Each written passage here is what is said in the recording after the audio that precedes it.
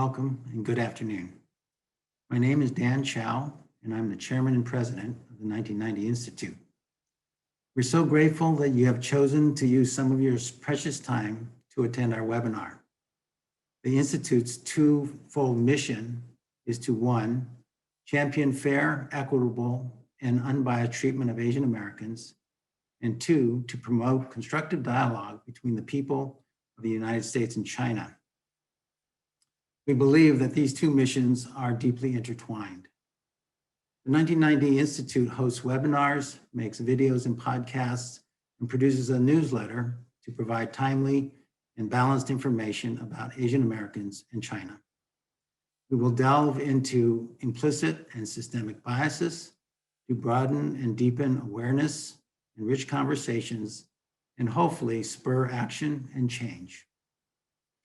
Asian Americans have been blamed for the COVID-19 pandemic, and they are often perceived as being uncomplaining and unresisting. This community is now speaking up and demanding the right to live in safety and not to be racially profiled, much like the demands of other peoples of color.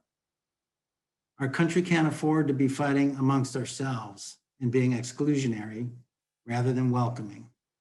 It isn't helpful, it isn't smart, and it isn't right. We are a nation built from different cultures, including immigrants, and it is this diversity that makes us stronger, freer, and a beacon of hope for others. But it is also this clash of cultures and biases that divides us and weakens us. We need to understand each other better, to change a narrative, and realize that this is our strength. The 1990 Institute and our co-sponsors, who do so much for our communities every day, are so pleased to host this webinar, and we thank you for attending. We hope you'll become more aware, energized, and engaged. It will take all of us to be more personally active, to donate funds, and to keep learning and talking about these very important issues. As a wise man once said, if not you, who? If not now, when? Our country and our communities need you to stand up and speak out. Now I'd like to introduce today's moderator, Momo Chang. She was a former resident of Oakland's Chinatown and a former Oakland public school teacher. Today, she is an award-winning journalist and the alumni coordinator of Oakland Voices, a program of the Maynard Institute for Journalism Education that trains people in the community to write about what matters. She recently co-wrote an article for Oakland Voices and Oakland Side about the recent increase in crime in Oakland Chinatown. Welcome, Momo. Thank you, Dan, and thank you to the 1990 Institute for organizing today's panel. As news of harassment and crimes against Asian Americans, in particular elders and women, have made it into the news, this panel could not be more timely. We're honored to have a panel of community leaders to speak to some of the issues today. I will briefly introduce them, and each of them will have time to talk about their work and what they see as happening in the community, as well as talk about some solutions. After each person speaks, there will be some time for them to discuss with each other, and I may also ask some questions. And then later there will be time for audience questions as well. So for those of you tuning in, if you have any questions, you can add them in the chat. We are extending the panel until 3:15, so we hope you can stay. The panel will also be recorded and shared later. Without further ado, let me briefly introduce each of the panelists. As you may have noticed, we have a change today. Cynthia Che, co-founder of Stop AAPI Hate and co-executive director of Chinese for Affirmative Action, has been called away to a very important meeting. So we are happy to have co-executive director of the Chinese for Affirmative Action, Vincent Pan, stepping in. Thank you, Vin. We also have Russell Jeung, chair and professor of Asian American Studies Department at San Francisco State University and co-founder of Stop AAPI Hate. We have Latifa Simon, president of the Akonadi Foundation and board president of Bay Area Rapid Transit, otherwise known as BART. And last but not least, we have Carl Chan, president of the Oakland Chinatown Chamber of Commerce and board member of Asian Health Services. So first up, we will have Russell Jeung, professor and chair of Asian American Studies at SF State and co-founder of Stop AAPI Hate, and Vincent Pan, co-executive director of Chinese for Affirmative Action. Russell Jeung co-created the Stop AAPI Hate Reporting Center with leaders from Asian Pacific Policy and Planning Council and Chinese for Affirmative Action. Stop AAPI Hate tracks cases of discrimination against Asian Americans across the nation. Vincent Pan, as I mentioned earlier, is co-executive director of the civil rights group Chinese for Affirmative Action, where he advocates for immigrant rights, economic justice, and educational equity. So without further ado, we'll have Russell Jeung and Vincent Pan. Thanks, Momo. And I'd like to thank the 1990 Institute, Dan Chow, Sandra Pan for inviting us and organizing this great webinar. You know, when we knew that COVID-19 was going to come to the US, we were prepared because in past Asian American history, in any epidemic, Asians are scapegoated and attacked, and we also face racist policies. And that's exactly what happened in 2020. And we were flooded with hundreds of incidents. They're horrific. They're actually traumatizing to the respondents who report to us. And I'm going to just quickly share what's happening now and some of the reasons why we see this surge in racism. So as you can see in this slide, last year we collected over 2,800 cases of discrimination reported to us. And this is just the tip of the iceberg. We've actually received hundreds more of 2020 incidents recently.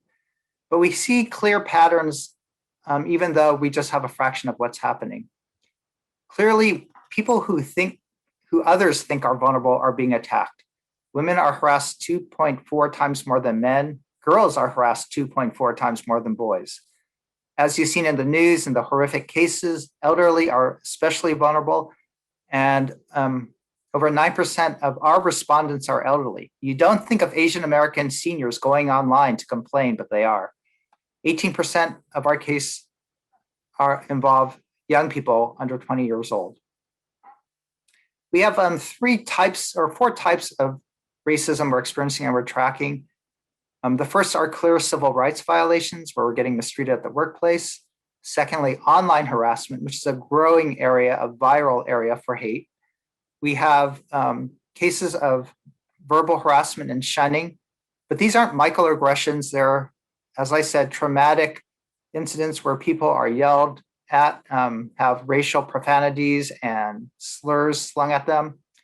And shunning is bad in that for youth, they face social and emotional isolation that could have long-term impacts.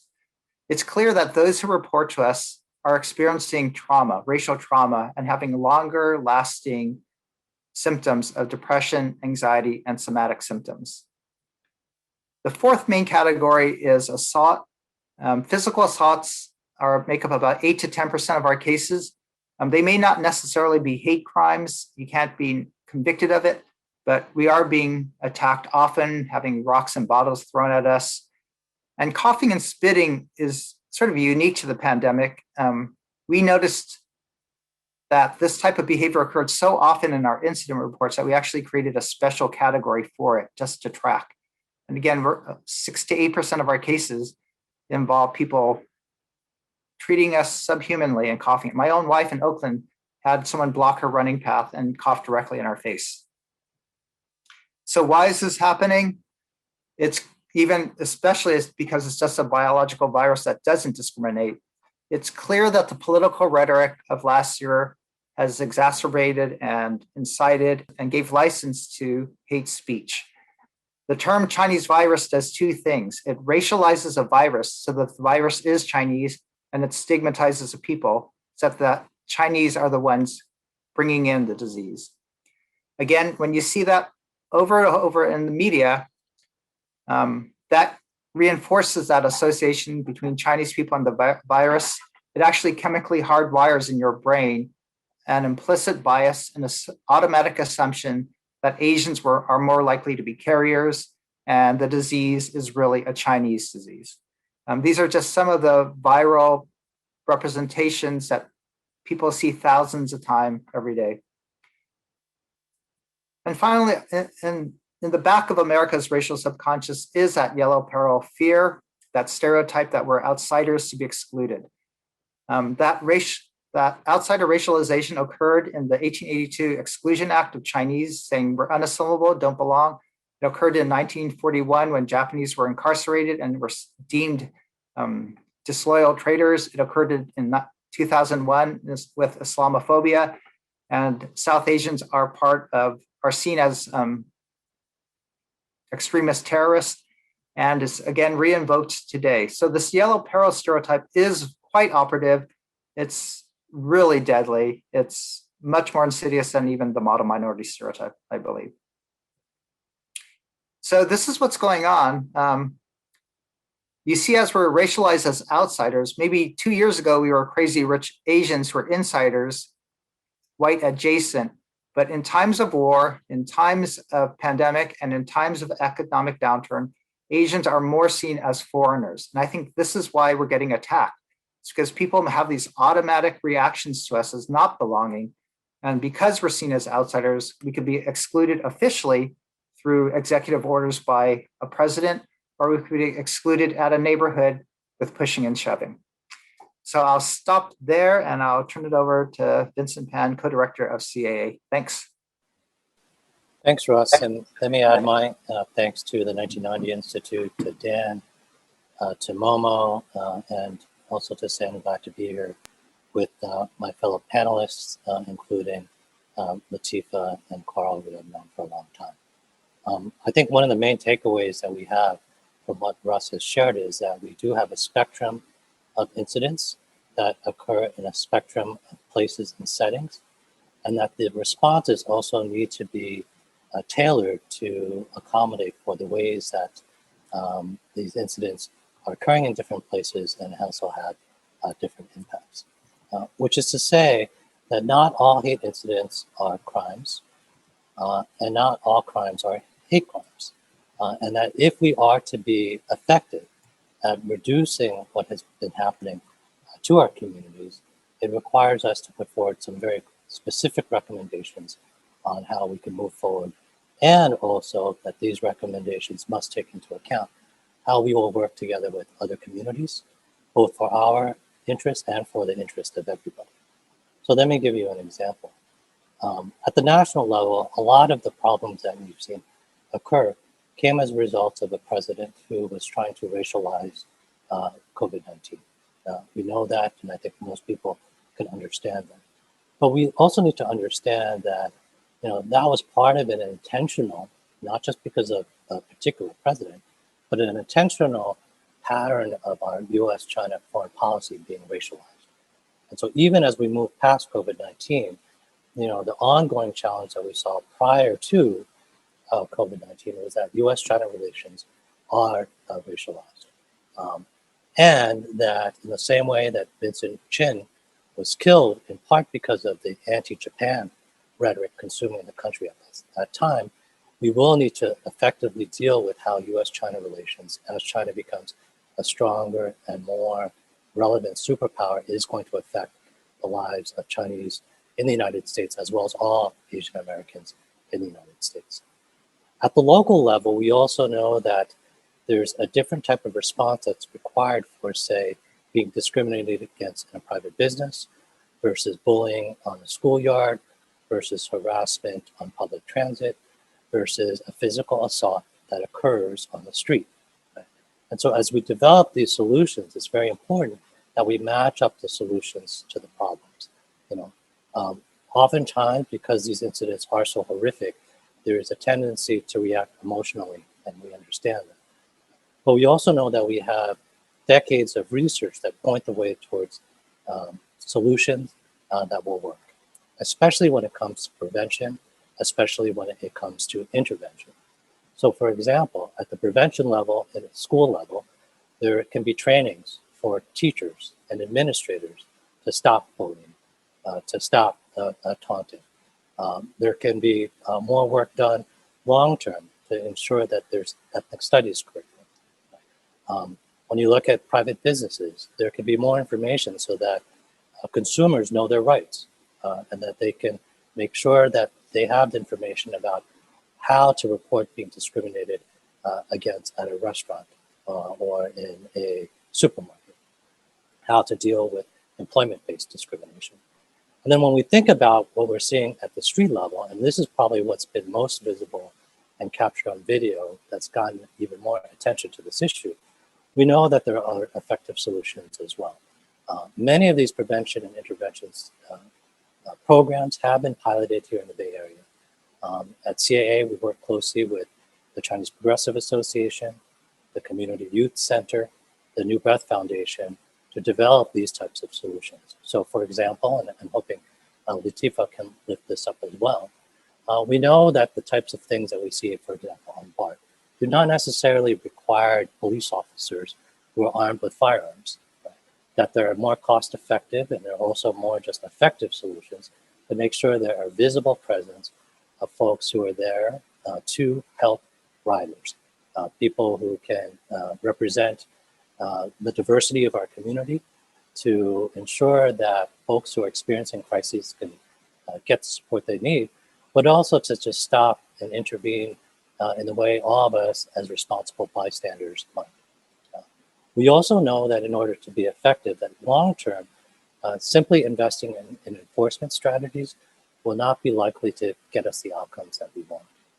And so that across the board, some of what we're seeing in resources that have long been neglected and under-resourced really requires refunding the types of support programs for young people, for folks who are economically disadvantaged, for people who are vulnerable in different ways. So, I'll stop there. I'm looking forward to the discussion later on. And thank you again for your interest. Thank you, Russell and Vincent, and we'll come back to you in a little bit. So next up, we have Latifa Simon. Latifa is a 20-year veteran organizer for racial justice in Oakland and the Bay Area. She has been the president of the Akanadi Foundation since 2016. That same year, driven by the death of Oscar Grant, she ran and was elected to the Bay Area Rapid Transit Board of Directors, of which she now serves as president. Latifa is also a member of the California State University's Board of Trustees and is frequently turned to by state officials for strategic advice on policy matters related to racial justice. Latifa received the MacArthur Foundation Genius Award in 2003, making her the youngest woman ever to receive the award at the time. And prior to that, Latifa became the executive director of the Center for Young Women's Development when she was 19 years old. I also wanted to add that the Akanadi Foundation is a funder of Oakland Voices, and we appreciate the Akanadi Foundation's support. Without further ado, here's Latifa. Thank you, Momo. What an amazing opportunity to be in conversation with you all. Again, my name is Latifa Simon, and I'm so honored to work with the Akanadi Foundation that has this illustrious 20-year history of working in community with activists and organizers throughout the city of Oakland towards this dream, this North Star of having a racially just city. And I don't speak for the African-American community at whole, but I do speak for our foundation. And really, in the few minutes that I have, want to talk about what we're learning. I was on the phone a couple of hours ago with an activist from Chinatown, and he reminded me that a rising tide lifts all boats. And what we understand as a small family foundation, that our job, and I, as other philanthropies I know are on the phone today, and individual donors and folks are trying to figure out what is our space in this very, very difficult time, in this very difficult but timely and actually inspiring moment, where we're challenging each other as folks in community and nationally to both deal with the national sin of racism, but also the opportunity to confront the very, very difficult conversation and real life experiences of intra-community violence. I mean, I want to highlight the leaders in Oakland are some of our elected leaders who have courageously moved together in conversation to really show what government can do, what community can do, what leaders should do. Nikki Bass, who is the president of our city council, and Councilmember Carol Fife have been extremely vocal as an Asian American woman and a Black woman in positions of leadership to expose the opportunity for folks in power to be courageous, to have the conversation, that solidarity and new approaches, and listening to community and shaking down resources from philanthropy and city government to not only have conversations, but to move to intervention strategies are going to be extremely important. It's important for me also and to bring in our colleagues, the East Bay Community Foundation, Haas Senior, that's led by Kathy Cha, the California Wellness Foundation, the New Breath Foundation, and others who have committed ourselves in this time not to be prescriptive. I'm talking about Oakland, but there should and must be also a national response to listen to all folks involved and figure out how our resources can be helpful and not hurtful in this moment. How leaders, this is not a new conversation, especially on the street level. Both Chinese, AAPI, Black folks have been engaging in conversations, have been engaging in cross-racial organizing since the founding of Oakland's Chinatown, since the founding of Black resettlement to the West. And it is those stories, it is both our successes and challenges that are going to lead us to what we hope will be a moment of a moment that provides an opportunity for us to do some real work. The Akhenaten Foundation followed the community's ask, and we are also supporting what we believe is going to be an amazing opportunity, the Community Ambassador Program. Again, understanding that community can take care of one another, and that our history and our now of oppressed people who have long since been fighting against racialized oppression have the strategies, have the togetherness, have the history to keep ourselves safe. It is without saying that abuse on our elders, and I say R with a capital O, should never be tolerated. We also know, I think together as communities, that poverty breeds violence. The otherness of one another breeds deep hate, and we cannot take from the record books of an institution, the United States of America, and its original sin of slavery, its original sin of incarceration of both of our peoples from both of our continents as a way to move through this very, very intense moment. I'm hopeful that activists and organizers, funders and government folk alike heed the example of youth organizations like APIN and PayPal and young organizers from the New Breath Foundation, our elders from organized organizations like All of Us or None, who are sitting at the table every single day and figuring out a new way forward. They really have figured out what unfortunately law enforcement has not yet figured out: how to employ the homeless, how to house the homeless, how to do restorative justice in ways that break the tides of incarceration, but frankly, how to mend our communities together. How to mend our communities together. This is a long fight, and the North Star and Black communities and API communities together, we're literally neighbors all across the country.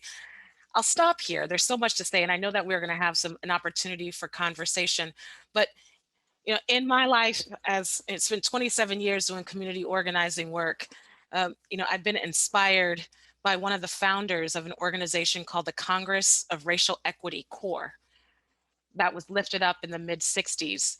A Japanese sister named Ina Sagahara.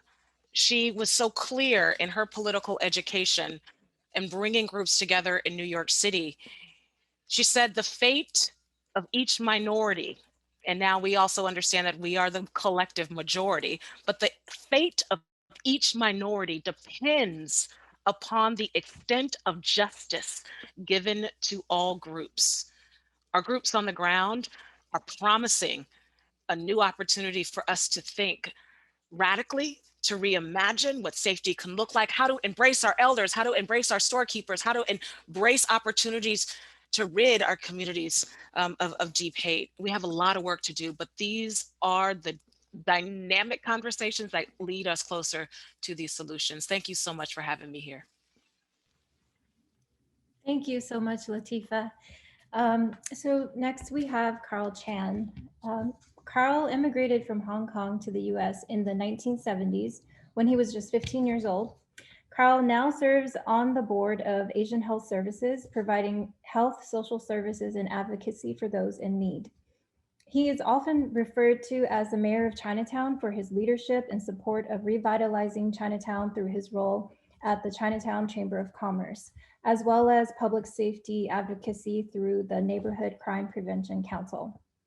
Carl has been involved in Oakland Chinatown for, I believe, about 40 years, and he also organized the recent press conferences to bring awareness to the increase in crimes in Oakland Chinatown. So thank you, Carl. I'm so excited and being able to have a chance having this conversation, and especially that we're able to speak for those who could not speak for themselves, especially the seniors and many different communities. I think many of you are facing one pandemic, but we are facing two pandemics, and not only the one that we are experiencing now with the COVID-19, but this second pandemic is actually hitting hard on the Asian community. And the Chinatown Chamber, along like many of you together, I think we are at the ground zero. We're seeing so much been happening, and actually, I'm so happy to I've been working with Vincent, Russell, and they have been at the forefront in giving us this data. But I want to let you know that this data is actually way underreporting with many attacks happening in our community. And I'm so excited with this webinar because the 1990 Institute is able to bring us all together. Dan, Sandra, and Momo. I've been working with Momo for a long time as a being a reporter, and she's always been asking me very tough questions. But hopefully today may not be that tough. I want to also mention my sister Latifa. Basically the Asian and Black community, we have always been having this working relationship. For myself, I've been doing this for the last 30 years, and we have so much in common. And especially discrimination is nothing new to the Black community, but definitely not the Asian and Chinese community. And as many of you may remember, in Chinatown, in San Francisco, many of us could not even cross Broadway, or you will be beaten up or you'll be killed. And also in downtown in Oakland, the Chinatown, original Chinatown is not where we are now. We were supposed to be uptown in the Telegraph, but because people didn't like us, so we got kicked out of the area, and then now we became where we are. But I know some of you did mention about Crazy Rich Asian. We had not Crazy Rich Asian like everyone may be thinking of. I want to share with you that some of you have seen many of these attacks on the videos. And I will tell you, it's very difficult, and especially for many of us. And I try not to remember what I saw because which is so hurtful, but that's reality. Now, I know that we have been talking about so much about problems, but I would rather be focusing on the solutions. And, much of these solutions that we have seen and actually quite workable in terms of a short-term solution, but we need to seek for this long-term solution. Now, and I want to share with you some of the things that, we have done. So we had not only having the press conferences, but we also were able to bring in much of the support from all over. And, the support, from volunteers coming in, whether they are from Asian or non-Asian community. And we also have our own organizing our volunteers walking Chinatown. And we're able to have distributing the safety alerts, which sent to us from, safe from hate, from all the way from New York. And we're also passing out the air horns for all the businesses. And again, we have so much help. And again, what we are trying to focus at this point is helping many of our seniors, and especially many small businesses are able to stay for survival. And on behalf of the Chinatown community, all the Asian community and many seniors, I want to say thank you for those of you not only to participate today's conversation, but especially the help, the well wishers, and the pouring of support. I think they are tremendous. So with that, I want to say thank you to every one of you. And I think the whole issue I really want to focus on yes, we do have a short-term solution, but what might be the sum of the long-term solutions? I think which is very important for us to discuss, and especially at today's conversation, because we're all facing the major issue, which is discrimination. The Black community, Asian community, and many minority communities, we have been facing this for the longest time. So in order to change what we are seeing, we got to start with the talk about this, racial discrimination. And I know that it's going to be a long conversation, but I will try to stop quickly. But what I'm trying to say is this: discrimination did not just born with, because we are all being educated either from school, from the community, families, and also from social media and whatever in touch with our life. So let's start with this conversation, going back to the basic education, so that we can all work together and understand better with all these cultures, and appreciating every one of us.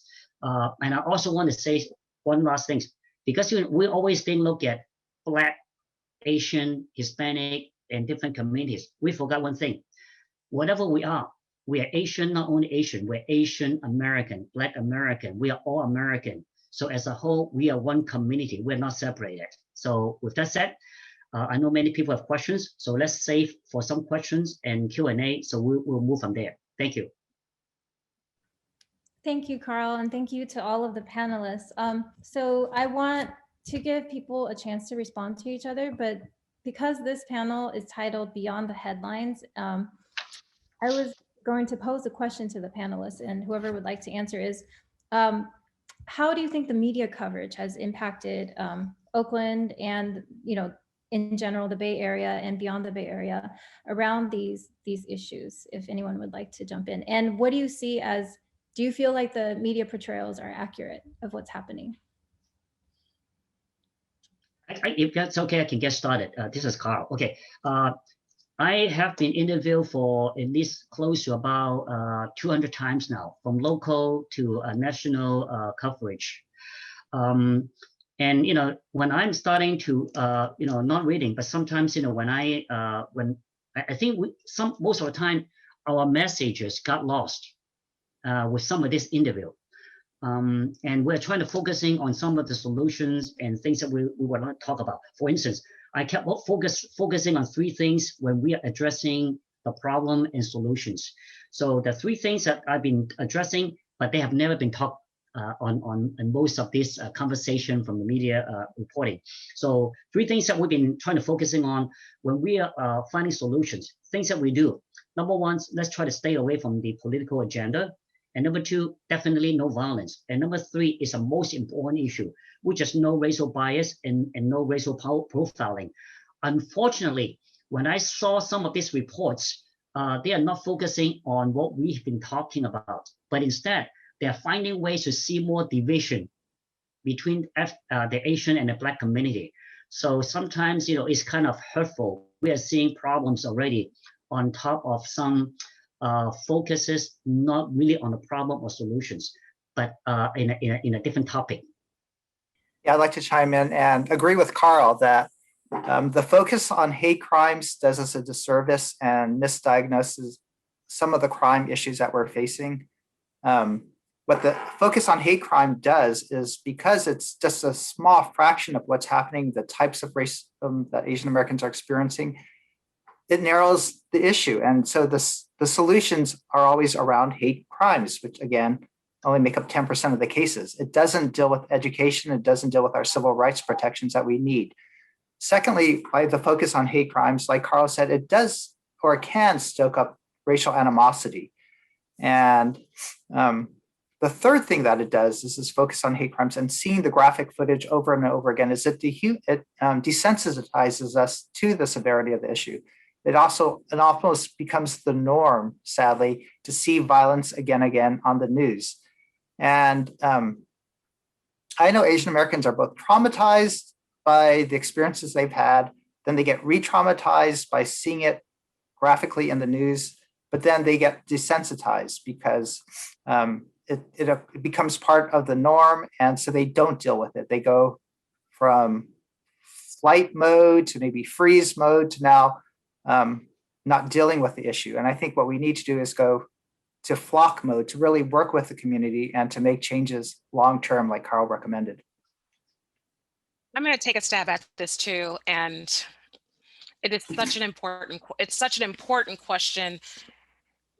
And I'm just going to go for it. I think the media, I think the national narrative is hugely responsible for displacing so much that goes on in our communities. Frankly, in all of our communities, we are facing a drastic emergency in economic security. There is increased violence in all of our homes. There is increased violence on the streets in all of our communities. Frankly, the joblessness rate among people of color in this country is the double digits of our white counterparts. But I do have to say, when you see the images, when you see these images, they are deeply hurtful and they exacerbate fear, deep fear, and long-seated work that has not been done cross community of having the very, very difficult conversations of the imagery of Black men. I'm talking about Oakland, Black men hurting elders. I'm not in any way going to displace the reality of how hard it is, one, to watch young people hurt older people. And then you add on the visualization of a number of attacks. I think for many of us, it panged our soul. What's important to understand, it is the same national and local narratives that have pitted communities against one another for ages in this country. You might remember, many of you in communities all over the country, but I'm going to name Rock Ridge on the deeds, which is a little community in Oakland, on the deeds that are over 50 years old. You will see the original deeds, no Blacks, and they had different disparaging names for Asian Americans, right? I mean, no Mexicans. There's physical media, there's now technological media that loves a headline. But again, I go back to the reality, the images that we saw were hurtful. I think we just need to hold that. We also need to hold that what did not happen, what community had to make happen, is the real story of how Oakland and the nation is deeply hurting in our intra-communities, how violence is on a rise, and how hate crimes, while they may be minimal, they are real, how anti-Blackness is very real. But what our community did in Oakland, these organizations that should be resourced at the highest level now, they have complicated the conversation to say Black community leaders, API community leaders, Indigenous leaders, Latino leaders are moving together in harmony to move the conversation forward. We will protect one another. We will make sure that these folks in our communities who are desperate for resources and are resorting to violence to get resources, that we direct them to opportunity. We can do this differently. And uniforms and bully clubs are not going to deal with the systemic issues of intra-community violence, deep economic depression, and it was said before, Vincent Pan and Eddie Zhang and Mayor London Breed and Jane Kim 10 years ago began organizing together collectively on this issue in San Francisco. And one of the beautiful things that came out of the fight to ensure that adults weren't doing this wrong is the school board made a commitment to lift up Black and API history from K to 12. If we begin to humanize each other and not wait for government to do it themselves, that's not their job. So the organizing, I am so proud of it.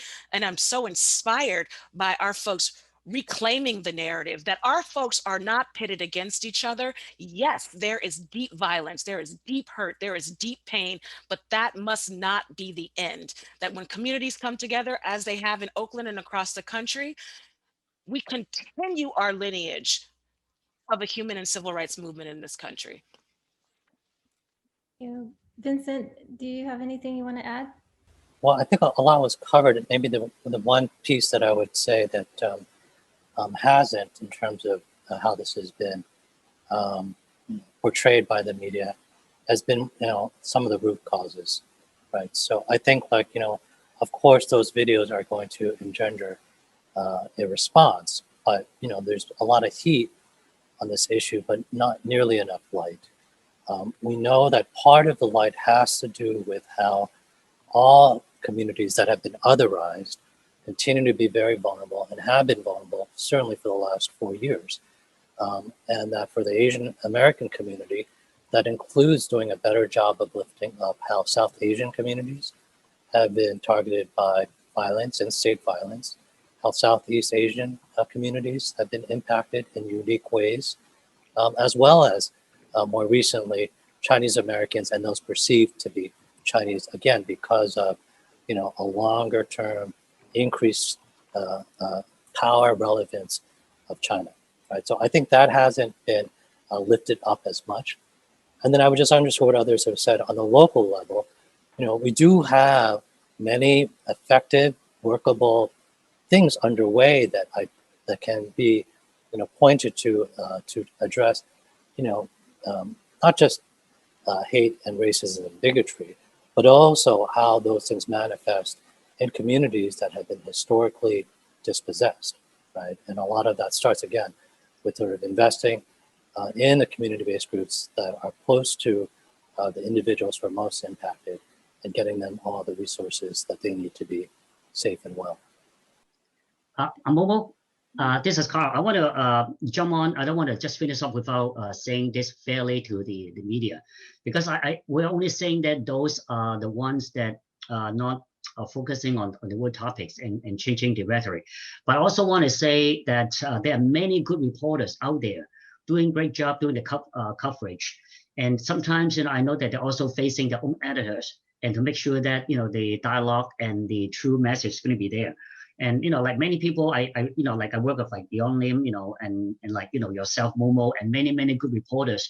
They are really understanding and focusing, what are the real issues and how to report it. I think sometimes, I find that the local reporters would have better understanding just the national media. It's not that they don't want to know, because they may not have the local knowledge. So that's the reason why, we have to also ask ourselves when we are giving out the message.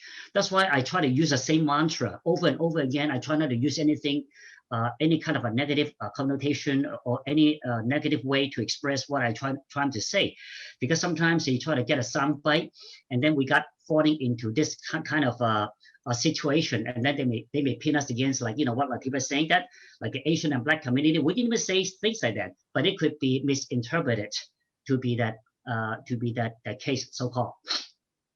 Yeah, thank you all. So there is a question from the audience that I would like to read out, and it's related to a lot of what you all have been talking about. How do we center the need for allyship from other BIPOCs without blaming other communities for what's been happening to APIs? So BIPOC meaning Black, Indigenous, and other people of color. Would anyone like to address that? Okay, if no one, I can go ahead and start first, okay? I think only people didn't know. I think Latifah and many of us, for instance, even let's talk about the chambers. So there are 5 chambers in Oakland, and we have Oakland Chinatown, we have Vietnamese chamber, African American chamber, Hispanic chamber, but also Oakland Metro chamber. So we always come together and trying to find ways, and in fact, we'll be sending out a press statement on how we should be supporting each other. Now, I also don't want to mention my good friend, Congresswoman Barbara Lee. So over 30 years ago, she brought us together with all these groups, Asian, Black, Hispanic, all of us, and trying to work together. So since then, I have been working over 30 years in doing this job. But again, if people are saying that there are no conflict, or they don't see any conflict, because when you open your eyes, when you're seeing the reality, there's always conflict.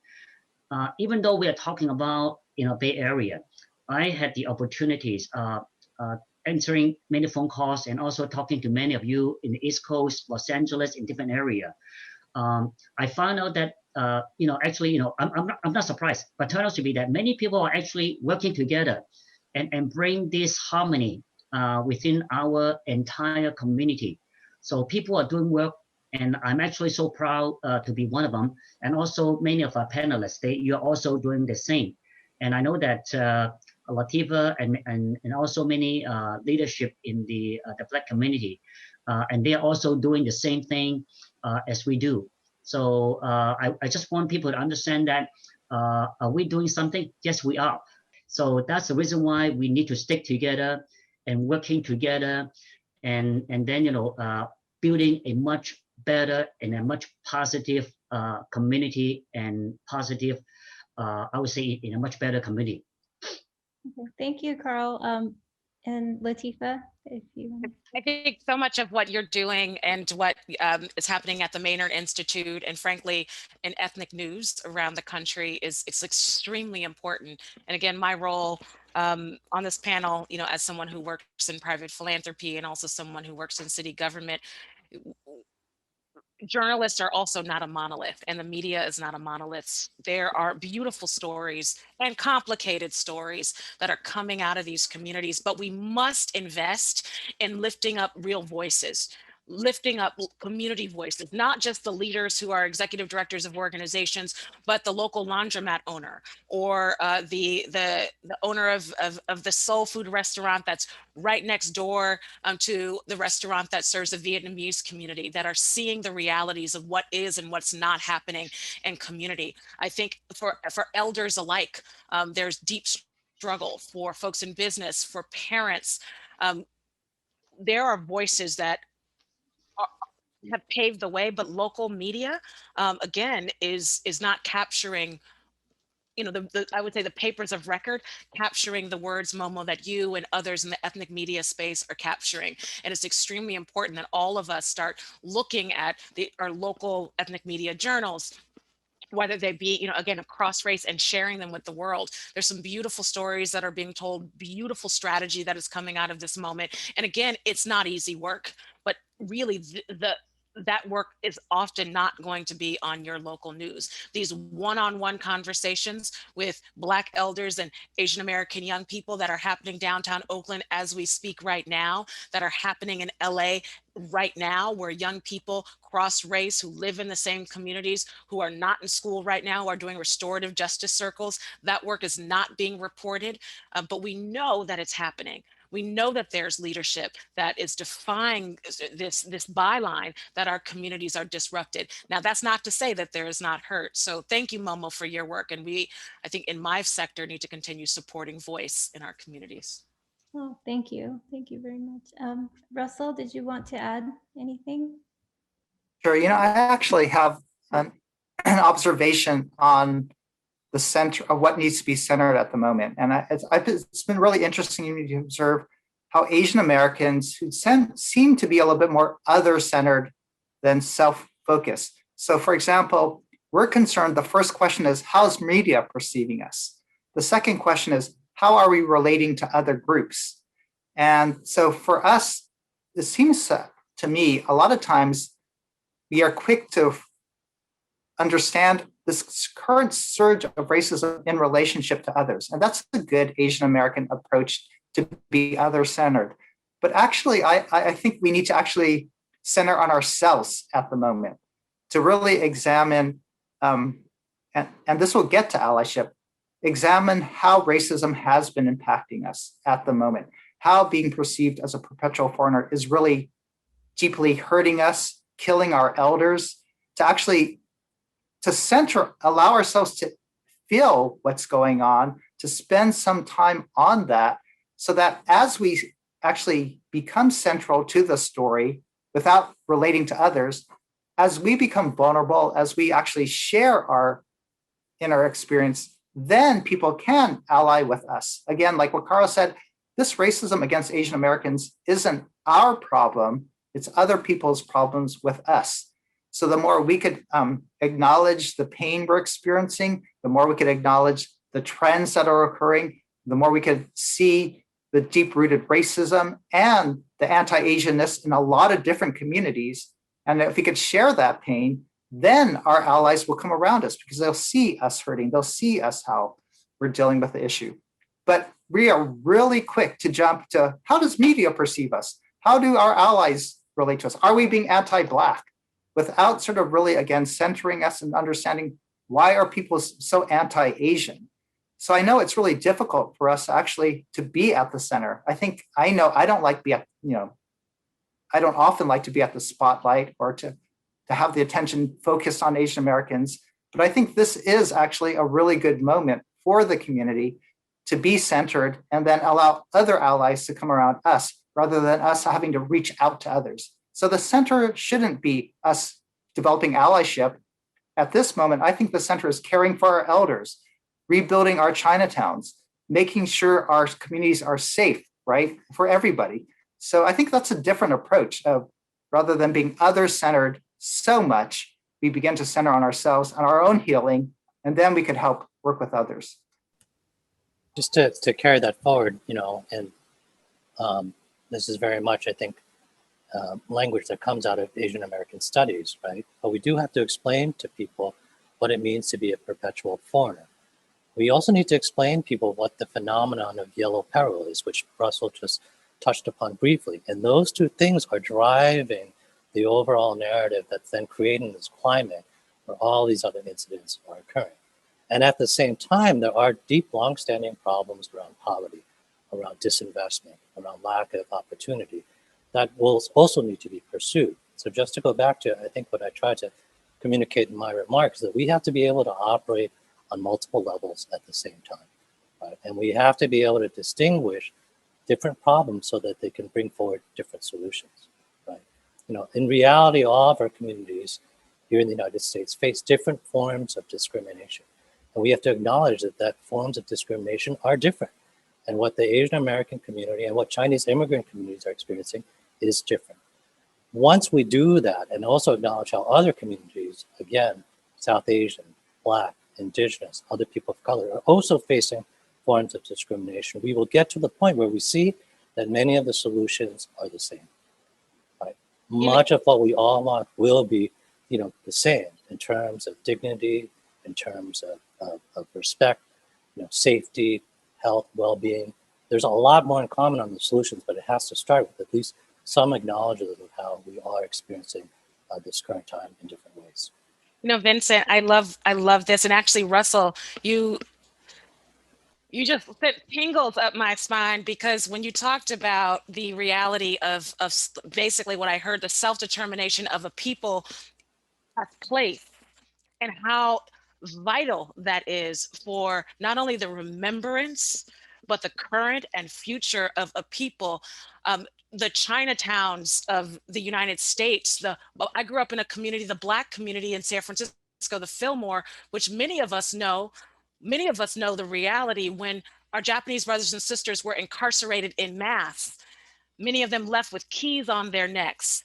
And while the great migration of Black folks came from the South, the redevelopment agency sold those homes that were deeded to our incarcerated brothers and sisters to working class and middle class Blacks, leading to a deep, permanent strife in community that we have yet to heal.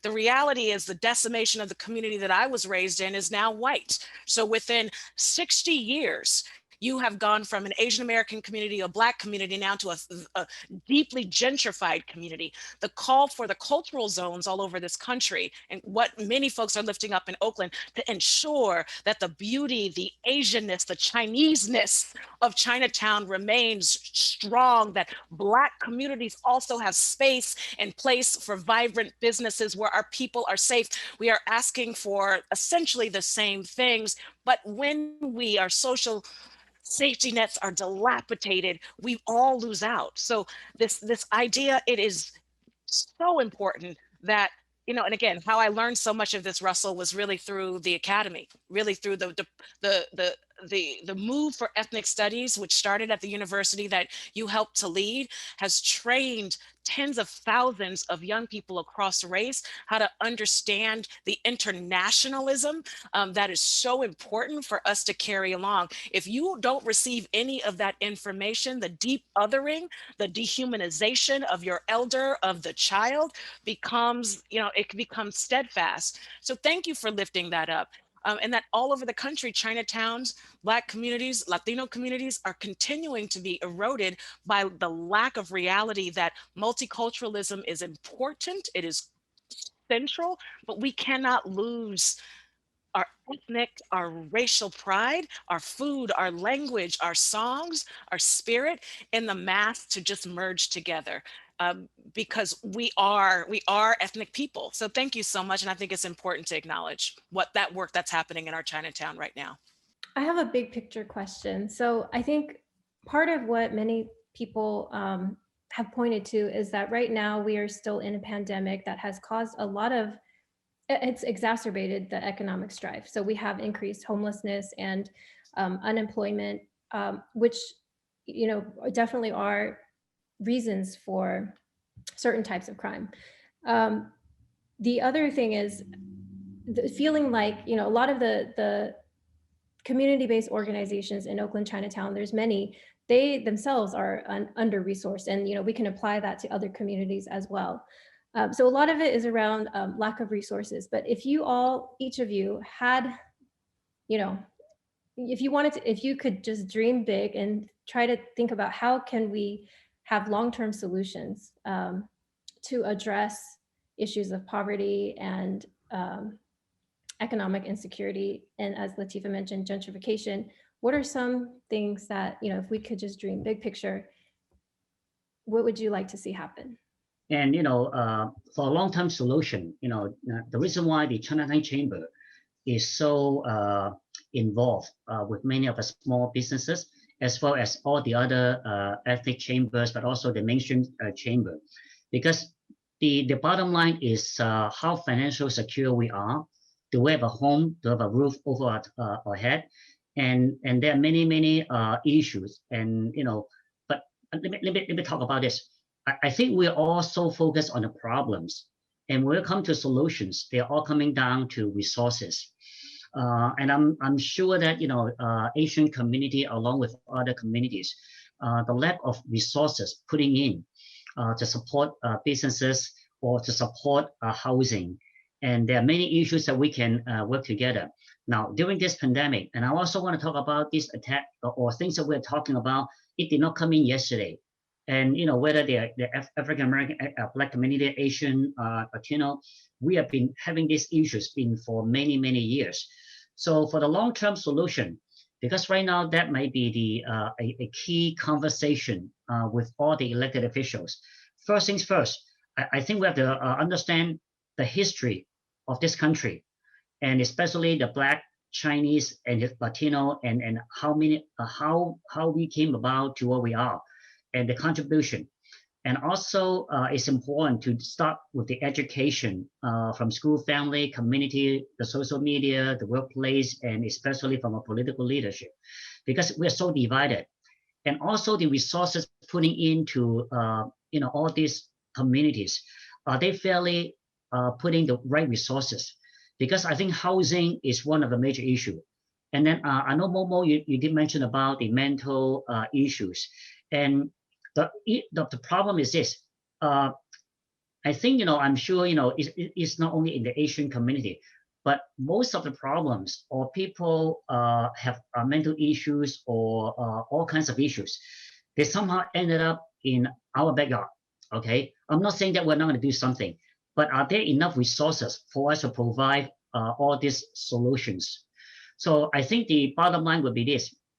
We all need to work together, and also finding ways, whether it's from local, county, state, and federal levels, and making sure that the right resources can be pouring in and giving us all these basic supports.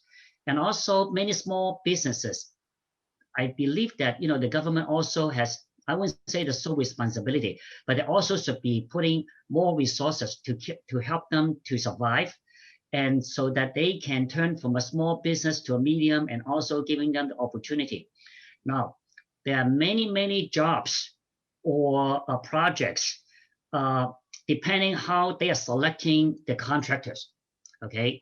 And I want to go back and ask, how many of these projects are being provided to the minority communities? So I think those are many questions, which I'm sure Russell, Vincent, and many of us can do the data and giving us a better picture to see how we can, you know, put in all these resources.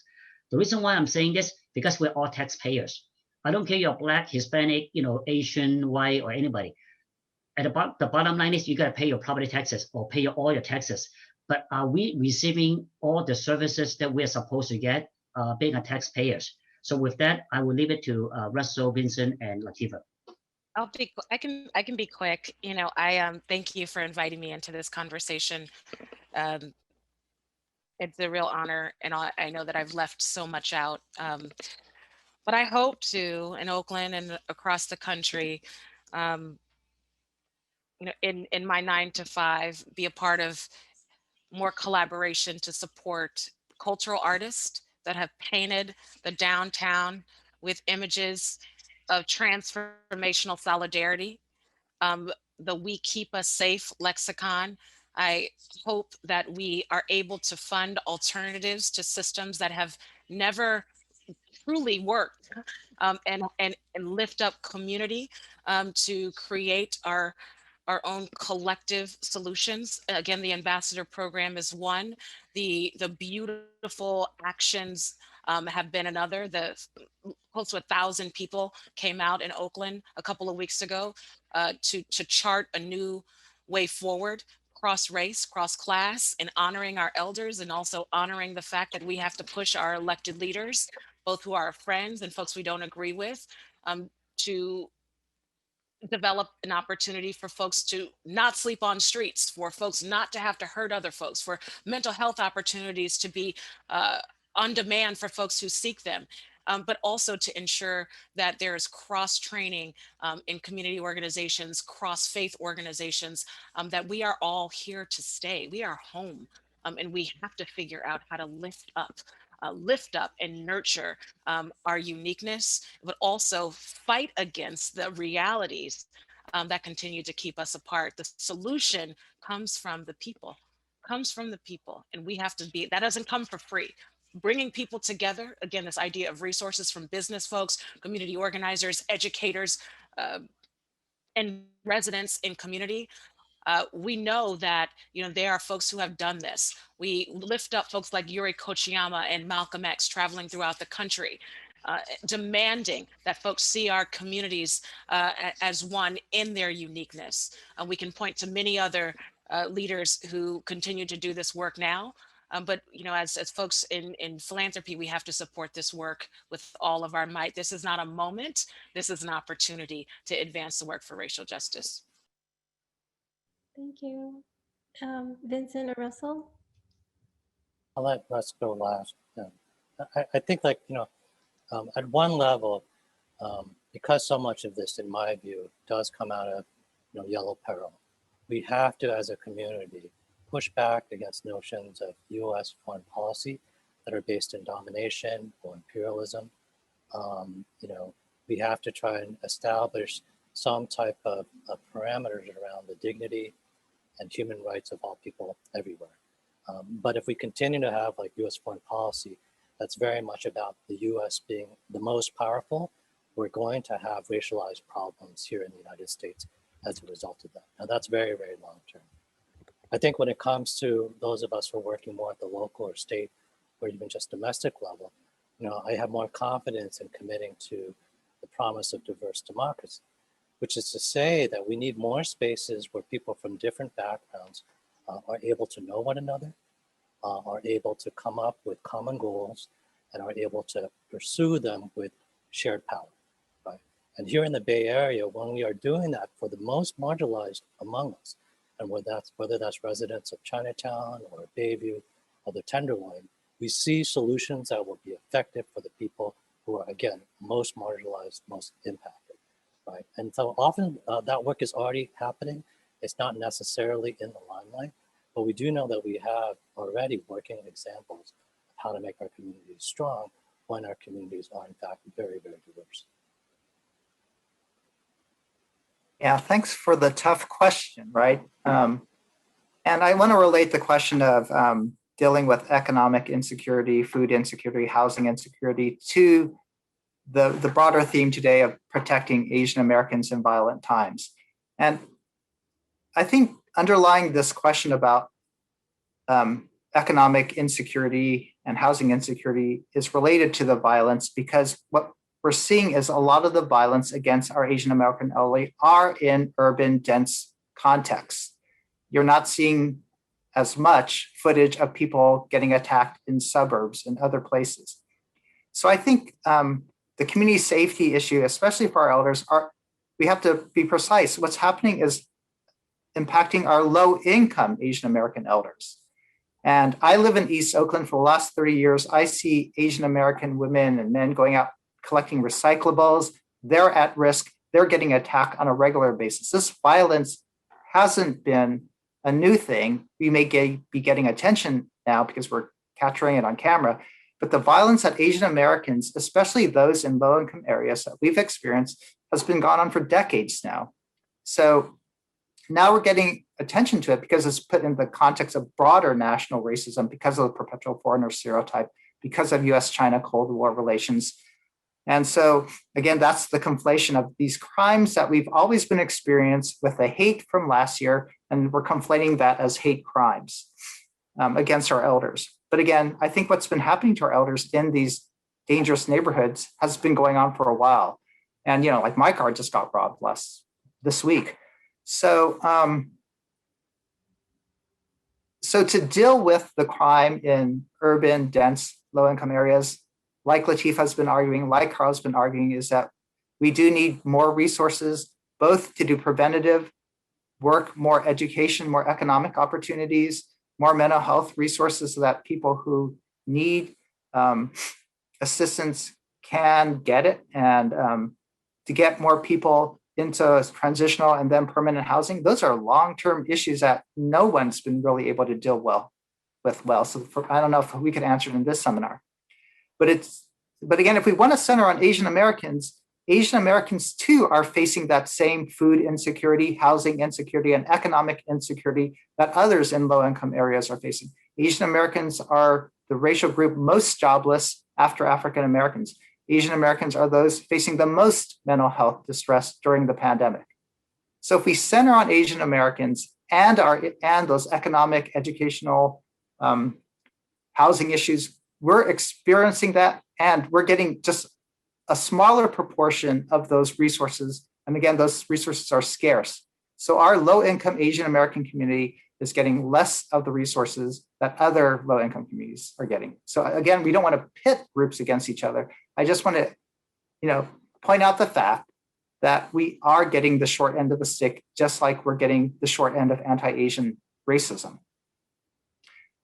To break the cycles, again, what Stop AAPI Hate is calling for is more education, more ethnic studies for racial empathy, for racial healing, expanded civil rights protections, because a lot of the harassment we're facing is occurring in businesses and we're not getting safe access to goods and services, and then restorative justice. So restorative justice doesn't seek to mass incarcerate, doesn't call for more policing, but actually calls for the healing of both the perpetrator and the victim. We're trying to break the cycles of violence that you see, especially in low-income urban areas. And that's part of the solution. It doesn't mean we have to defund the police completely, that there's no role for police, but we are saying we need a comprehensive approach if you want to deal with the long-term systemic poverty that we've been dealing with and the growing inequality that we're dealing with now. Again, if we center on Asian Americans have the highest income inequality of any racial group. So our poor, marginalized communities within the Asian American community are suffering greatly. And it's actually a call for more professional Asian Americans to pay attention to the needs of this part of our community.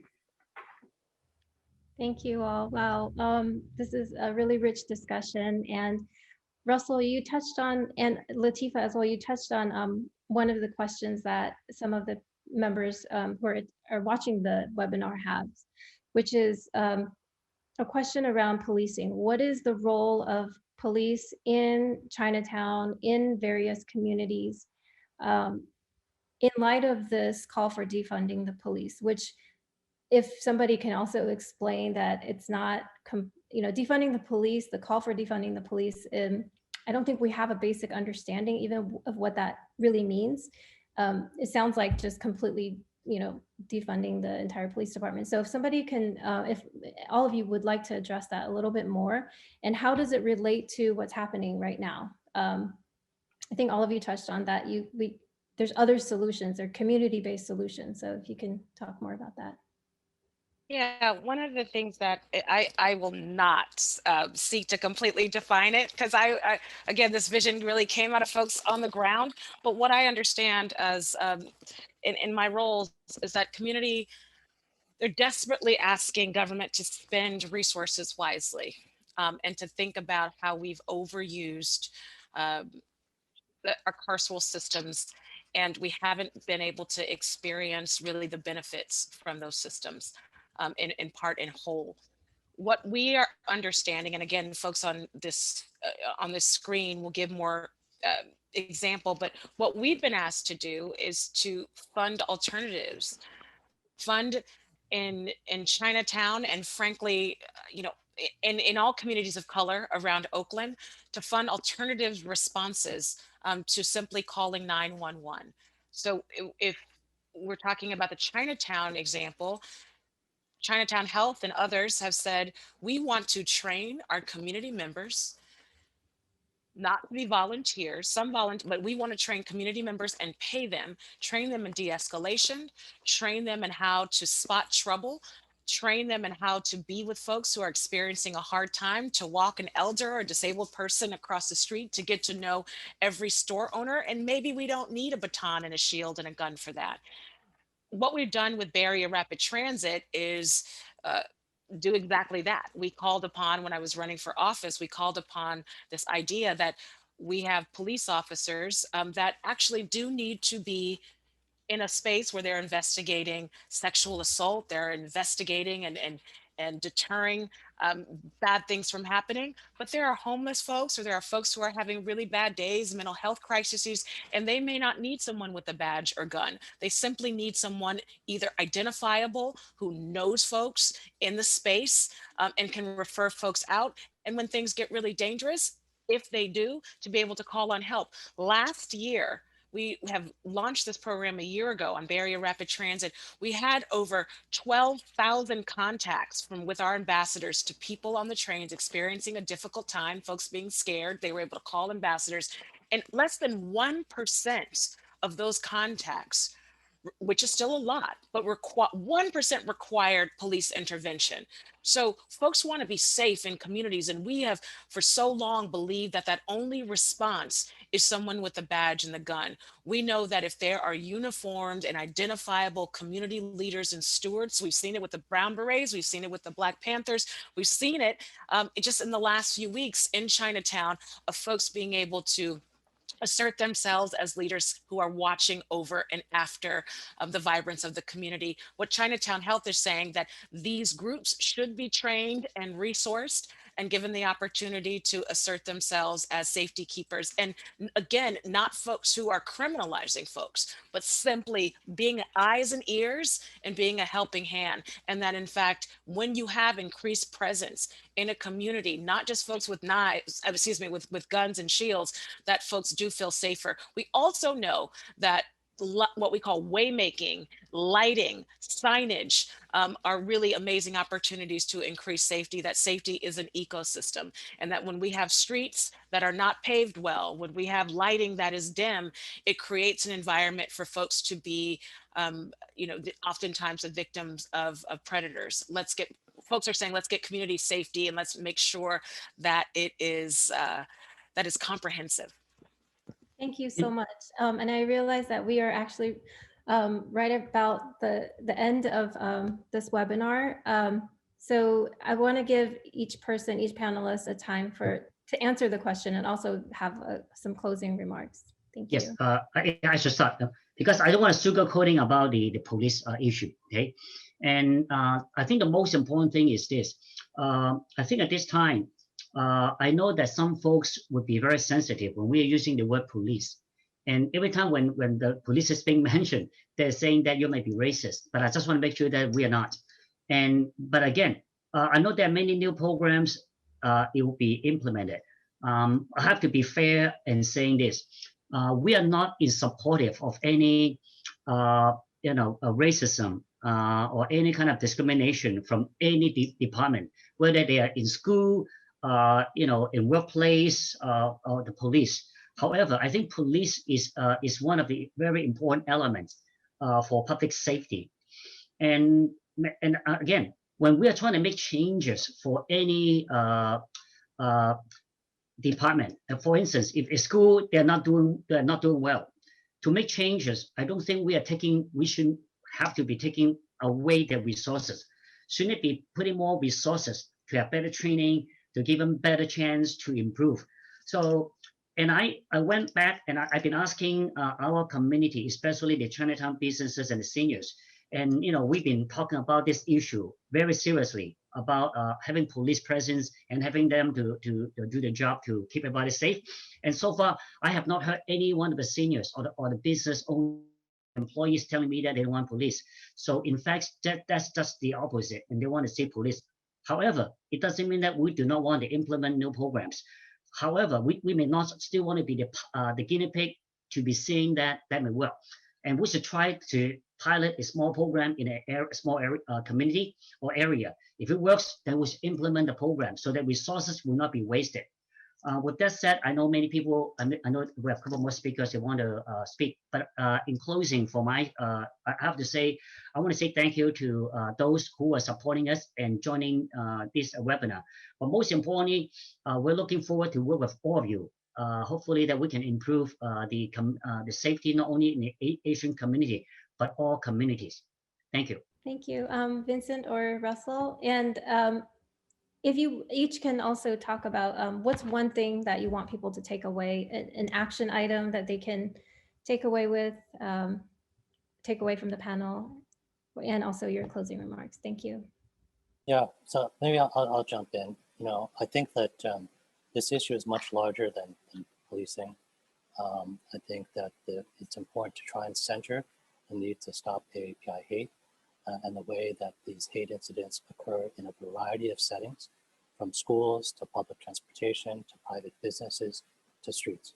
Right? And I think if we just focus on one aspect of that, we really do a disservice to our entire range of experiences. The second thing I would say is that in terms of what people can do, I think the most effective interventions in this case will have to be at the community level.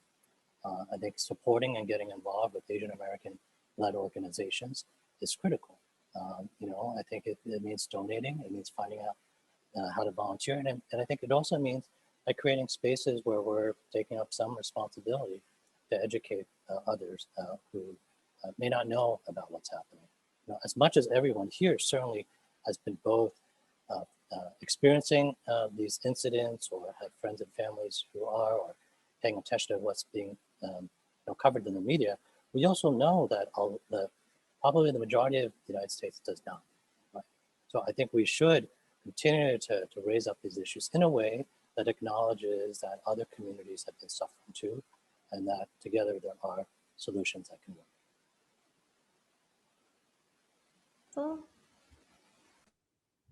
Yeah, really, I guess, again, to the theme and what we've just spoken about, I feel like Asian Americans and myself are in a state of siege. I don't know how others feel, but I know I have a 94-year-old mom who used to walk around all over San Francisco. And now I asked her about the recent attacks, and she says, I only shop on Clement Street, which is a Chinese neighborhood. And it's really sad because, a century ago, my great-grandparents' Chinese fishing village was burned down completely. They were displaced and evicted, and they had to retreat to San Francisco, Chinatown for safety. And now my mom has to do the exact same thing. So I feel like we're under siege. And when you're threatened, like I said, you go into flight, fight, or flee mode, right? And the fight mode is, let's get back at these people. Let's arm ourselves. Let's get more patrols. But that, again, just repeats a cycle of violence. We could go into flight mode and we just stay away from any streets, right? We can go into freeze mode and deny it and say, oh, let's not be anti-Black. How are we perceived in media, right? That's sort of the freeze mode. But I think the fourth alternative to flight or fight or freeze is to flock. And I like this, analogy of how we could respond to the threat is to actually see the community come together, flock together as family, flock together with our allies and really address the situation together. And that's what I've been seeing. And despite all the hardship and the horror we've seen this past year, again, this has been my past year of hate, dealing with Stop AAPI hate. What's really encouraged me is to see the Asian American community flock together. Like Vincent said, they're standing up at whatever organization they belong to, whether it's a church or a school place. They're taking leadership and saying this is wrong, and they're getting their local institutions to pass resolutions to say anti-Asian racism is not condoned. We've seen it in unions, we've seen it now at the congressional and even in the presidential level. And so for me, I've been really encouraged to see how even like today, Asian Americans have flocked together to learn from each other and to learn from our allies to really promote safety.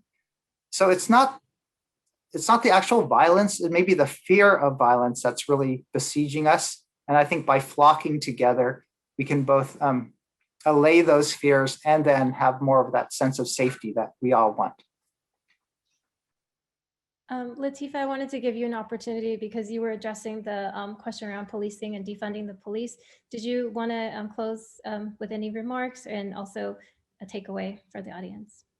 I'll just close and say I love listening to my fellow panelists, and every time I get to hear Russell, I'm duly inspired because the reality of the reality of fear is real. The reality of violence is real. And when we don't have the right to mobility, we lose our humanness, segregation, and physically being outside and not being able to physically be free is devastating. And by all cost, the people who came to California, and frankly, folks who are all around this country who have left deep oppression, should not be met with that oppression within our communities. Together we can fight white supremacy. Together we can fight intra-community violence. And I think that these conversations are humbling, and thank you for inviting me. And the solutions really are in community, and they are not monolithic, to the point about, again, having police presence versus having alternative opportunities. We're going to have to approach all of these solutions together and struggle through it. So thank you. Thank you so much to all of our panelists. Thank you to the 1990 Institute. I think this conversation has brought up a lot of issues and ways of thinking about what's been happening that's different than what I've been seeing and reading about. Dan, did you want to say something on behalf of the 1990 Institute? Thanks, Momo. This has been a most interesting discussion with a lot of information for us to think about and digest. Three of the key messages that I took away were: one, we all need to continue to learn and talk about what factors are in play inside our communities. Two, that real change happens mainly at the community level, where there are a lot of different opinions among the various stakeholders, and that solutions are not one size fits all, that we can learn from each other. And thirdly, that the solutions for safety for Asian Americans and for all communities is complicated by our views and biases. We all need some support from law enforcement, but there are also other alternatives that we have to explore to make our communities safer. In closing, we will provide a recording of this webinar and a summary of the key points that our panelists made. We'll also provide a list of good materials to read, places to donate, and organizations to volunteer your time. I want to thank each of our panelists for sharing their views as they work tirelessly for our communities, and to our moderator, Momo. I also want to thank all of you for your interest and participation today as we continue the conversation on defending Asian Americans, and indeed all of us, from violence and hate incidents. Finally, I hope you found this webinar to be of value. The 1990 Institute is committed to providing education and information on Asian Americans, on China, and on how China affects perceptions of Asian Americans. Please subscribe to our mailing list, our newsletter, watch our videos, and listen to our podcasts. And if you like what you see and hear, please donate your time, talent, and treasure to our efforts. Many thanks and stay involved. So 1990 Institute has some resources, and there's also a lot more information out there as well in terms of what people would like to, if you want to learn more and you want to do something, there's a lot of resources out there and links. Also, I want to thank everyone for attending this panel. I know we went over time. I want to say again, thank you to the 1990 Institute. If you're interested in more panels or webinars, the 1990 Institute is open to hearing your ideas. They will also be organizing future webinars. Their website is 1990institute.com. And you can also make a donation to the Institute to support their ongoing programs. Thank you to everybody.